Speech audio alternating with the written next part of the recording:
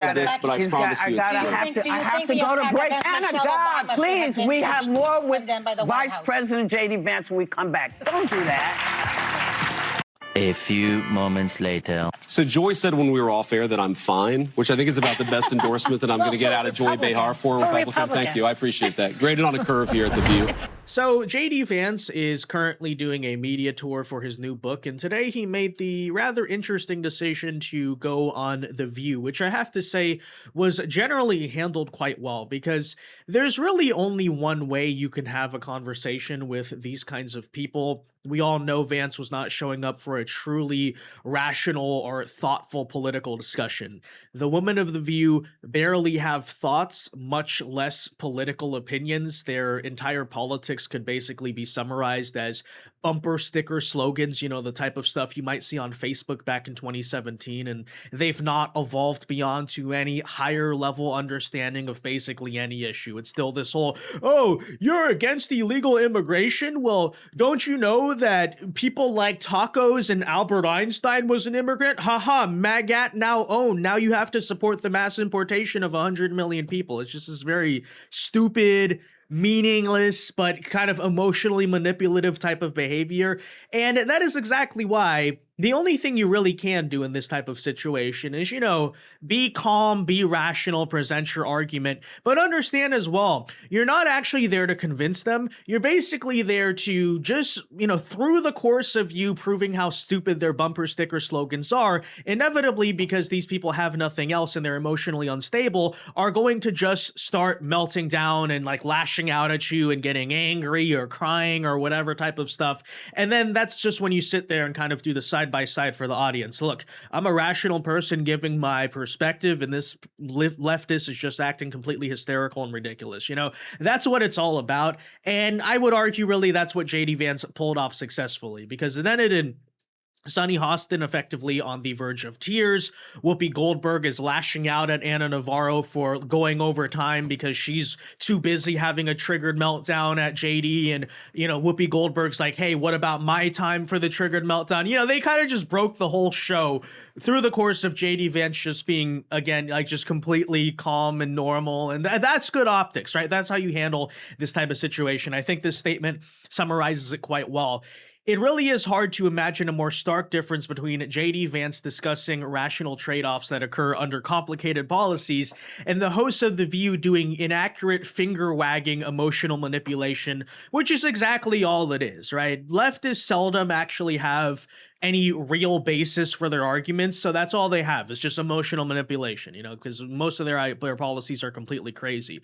For example, oh, we should let 72-time repeat offenders out of jail. Well, that's insane, right? That's just going to cause problems in society. We all know that. So, you know, they never directly address that. They'll just say racism or something instead, right? But same with immigration, and we'll break all of that down here today. First, though, do us a favor. If you enjoy our content, make sure you hit that like button down below. Subscribe to the channel if you are new. That is the best way to support our work, and it also ensures that you can stay up to date with all of the latest news and coverage. And that said, for an example of exactly what I'm talking about, I mean, just take a look at the side-by-side here. They have a criminal record. They had a sex trafficking conviction. Don't have criminal records. The majority of people that ICE is rounding up and taking out of their homes from their families, they're separating families. They're using children as bait. But the majority are not criminals. But can I respond to that, guys? Look, you talk about the children.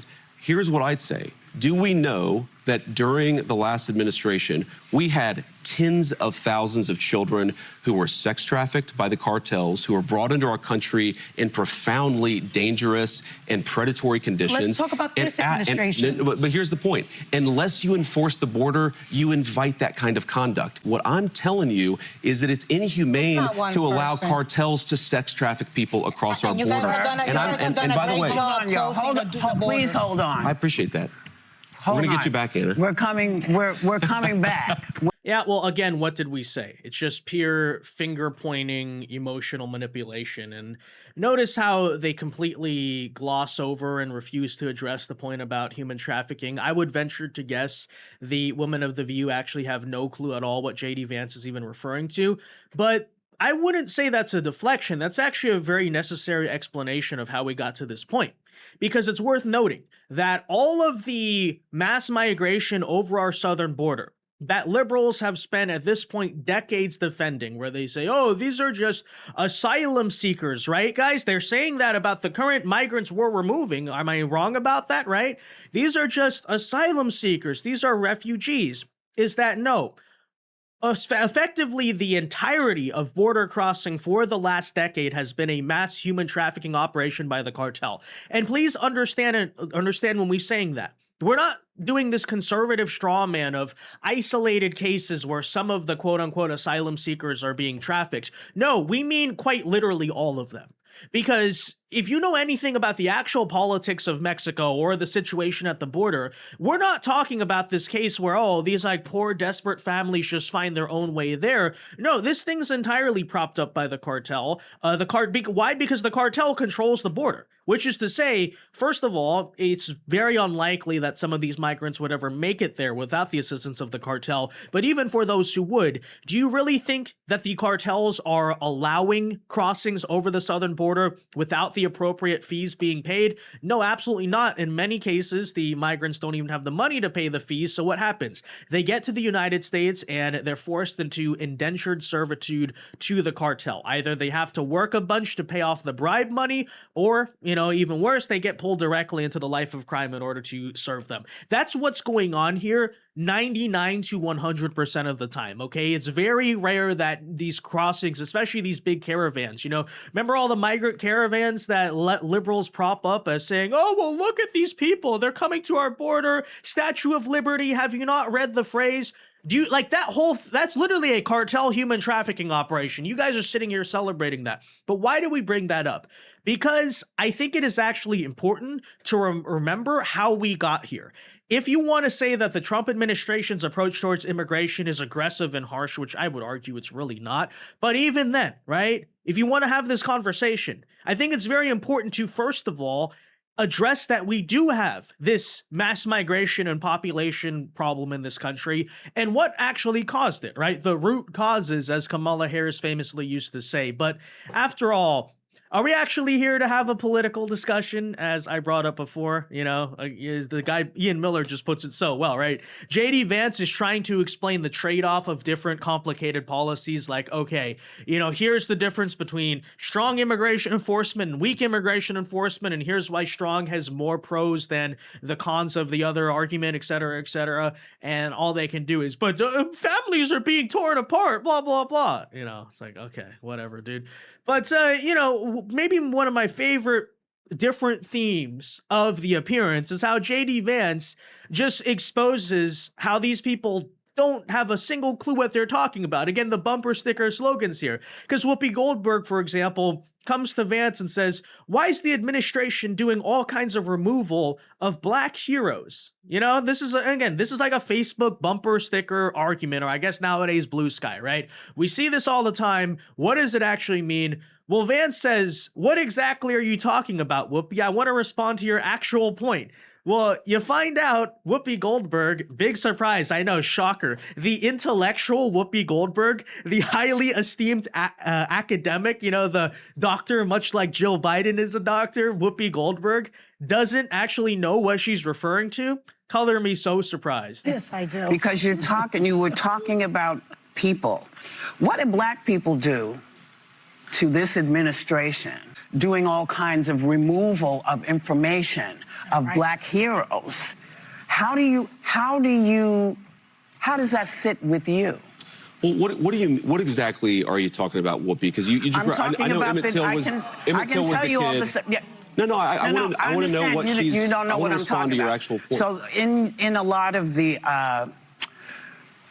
museums, there's so many. Where they're taking down the actual history that happened in this country, slavery. Yeah, well, that's just very typical, isn't it? There's so many different examples, but I can't name a single one. No, it's called you don't know what you're talking about. You saw a slogan on Facebook and you're just running with it and you don't even know what it actually means.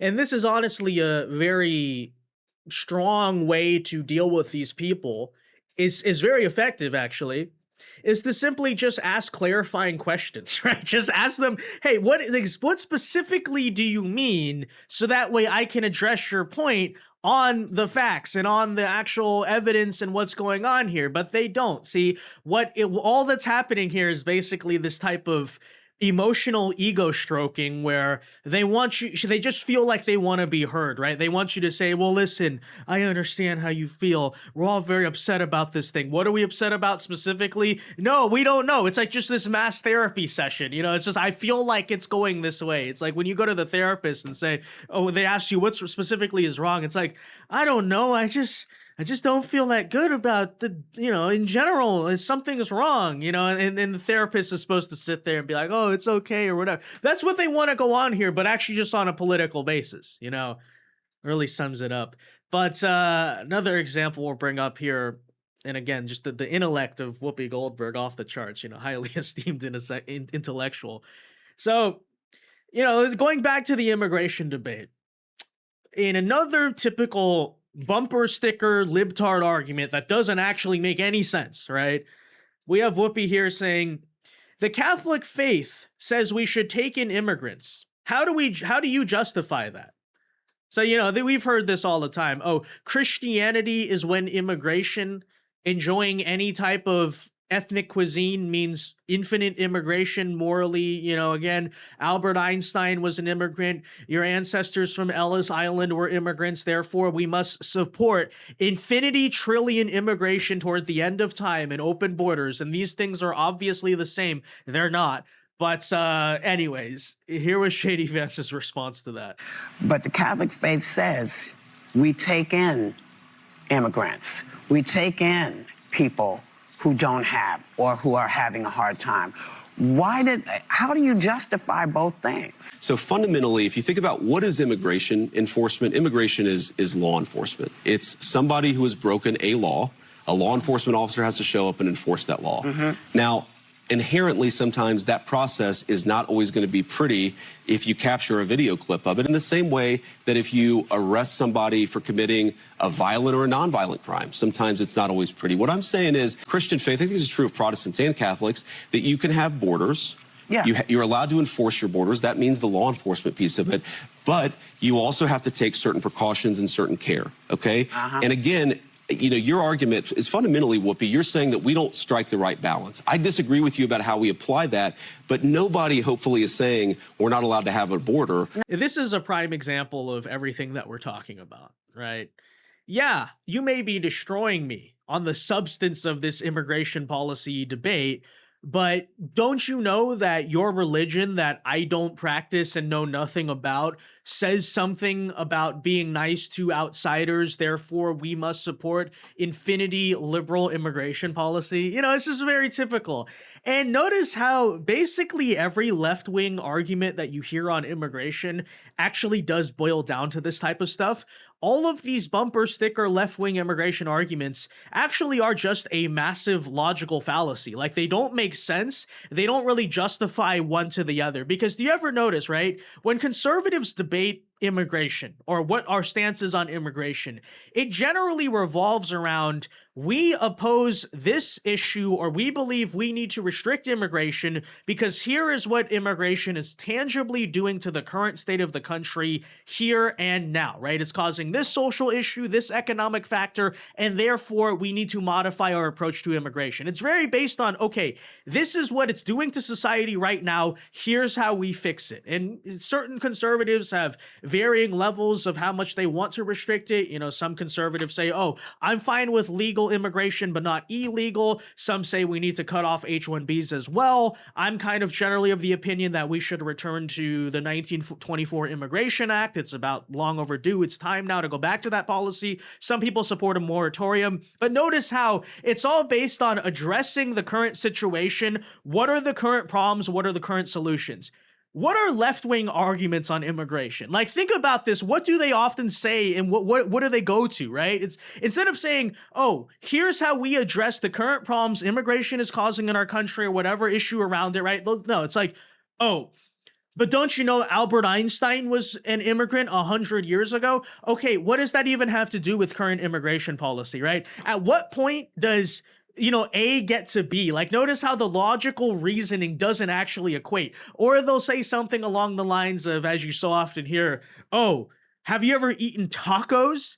If you like Mexican food, how could you support immigration restriction? And again, it's like, how does one even relate to the other, right? The argument by most is not even that, oh, well, there can be no Mexicans or no Mexican restaurants in the United States. No, I mean, generally, the overarching conservative argument is that there's way too many of this stuff. There's way too much of this migration pouring over. It's fundamentally changing the faces of many places. It's having this problem for our country, that problem. We need to restrict it. We need to cut it off. We need to send illegal aliens back, et cetera, et cetera. But you like Mexican food, so therefore it's debating like with a child, right? And by the way, okay, so even addressing that stupid argument about the restaurants, oh, well, good food, don't you like good food? Therefore, we shouldn't even care about any other impact that immigration is having on society, because what about the food? Okay, well, you know what else I'd say to that? The food's already here, right? A lot of those Mexican restaurants have been here 3 generations now. But, even if you want to make the argument, okay, fine. The people with the restaurants you like can stay. Does that also justify Joe Biden's open border? Does that justify tens of millions of people coming in, not just from Latin America, but from like the Congo, Africa of all places? Is that what we need, by the way? We need more Somali and Ethiopian food in the United States of America? Like, again, saying you like a Mexican restaurant, it's not this moral justification that you think it is to support infinity immigration and open borders. The two things have actually nothing to do with each other, right? Again, therefore, because I like Mexican food or something, I need to support open borders and unlimited immigration till the end of time. What are you even talking about? What does that have to do with anything, right? But this is the type of nonsense that they do. So often, what's another one? I'm trying to think. There's another one I've heard on this. It's losing me right now, but notice how, again, that's always it's all just like bumper sticker logical fallacies, things that don't make sense. Oh, yeah, the recent one that Mamdani said about how, oh, if you like the World Cup or if you like soccer, then you can't be against immigration. It's like, what? Again, like, what does that have to do? Vaguely, I guess, because soccer's popular in Latin America, or one of the soccer players on the team is an immigrant. So therefore, again, infinity immigration because of that one sports player, right? Just a very stupid, type of stuff. But that's the thing, is you notice how whenever left-wingers debate immigration, they never actually argue on the substance of what their current here and now policy is doing to the country here and now. It's just Albert Einstein, your ancestors, everyone is an immigrant, right? Nobody's illegal on stolen land. There's another one. So therefore, we can never support any restrictions on immigration, is what they're saying. No, total open borders, because, people came here on ships like hundreds of years ago. To which I say, first of all, that statement is actually incoherent. That doesn't even make sense, because if it's stolen land, technically, shouldn't everybody be illegal on it, right? I know maybe you guys don't believe in property rights, but that's actually how that would work. Nobody's illegal on stolen land. It should be everybody's illegal on stolen land. Therefore, everyone should go home, starting with you. So that slogan doesn't even make sense. But even then, okay.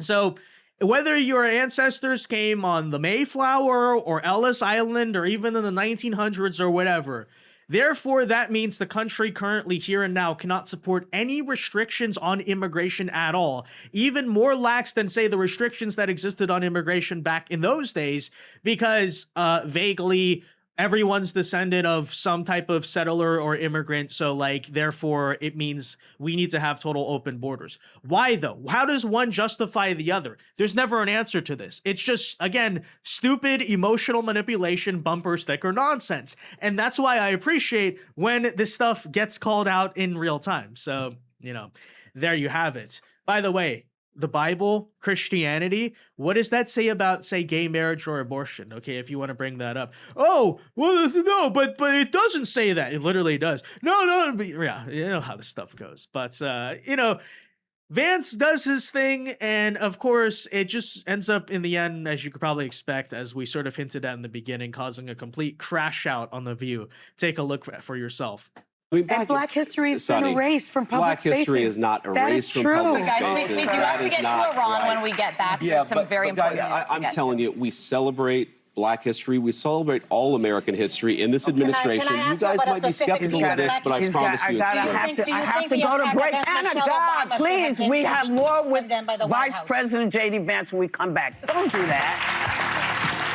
You know, it's hilarious how JD Vance is still waiting for that exact answer on what Black history specifically are you talking about. To this very minute, the show's been off the air for about 2 hours now. I still don't think he's gotten an answer to that question.